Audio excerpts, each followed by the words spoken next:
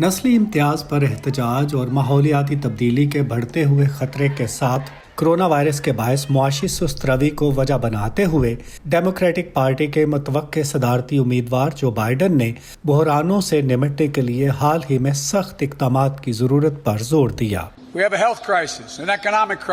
ہمیں صحت، معیشت، نسلی انصاف، ماحولیاتی تبدیلی کے بحرانوں کا سامنا ہے۔ ہمیں ان بحرانوں سے نمٹنے کے لیے متحد ہونے کی ضرورت ہے۔ جو بائیڈن کا بلڈ بیک بیٹر یعنی بہتر تعمیر نو کا منصوبہ امریکی تاریخ کی کئی دہائیوں میں وفاقی حکومت کا سب سے وسیع منصوبہ ہوگا۔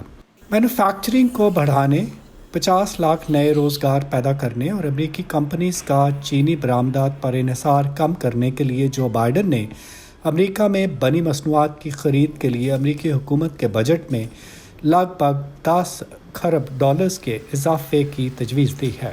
بائیڈن کی جانب سے اخراجات میں مزید $400 بلین یا ہماری جی ڈی پی میں 2% اضافے کی تجویز سے پہلے ہی ہم ہر سال تقریباً $600 بلین یا جی ڈی پی کے 3% کے برابر اخراجات کرتے ہیں۔ یہ ایک بہت بڑا نمبر ہے۔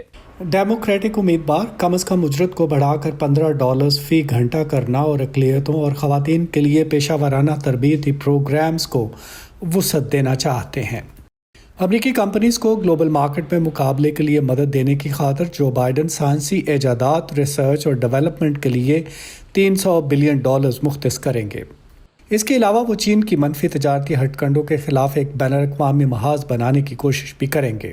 صدر ٹرمپ کہتے ہیں کہ جو بائیڈن ان کے امریکہ فرسٹ کے ایجنڈے کی نقل کر رہے ہیں۔ ان کی یہ باتیں دائیں بازو کی سیاسی خیالات پر مبنی ہیں کیونکہ وہ میرے اقدامات کی نقل کر رہے ہیں۔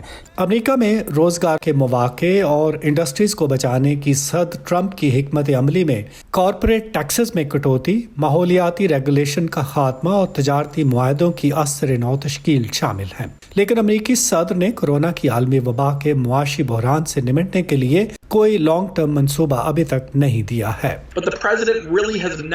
ایسے میں جبکہ معیشت 1930 کی دہائی کے بعد سب سے بڑے زوال کا شکار ہے، صدر نے ہمیں اگلے 4 سالوں کے لیے کوئی خاص معاشی ویژن نہیں دیا ہے۔ جو بائیڈن نے گزشتہ ہفتے ماحول دوست توانائی اور انفراسٹرکچر کے لیے $20 کھرب پر مشتمل منصوبہ بھی پیش کیا ہے۔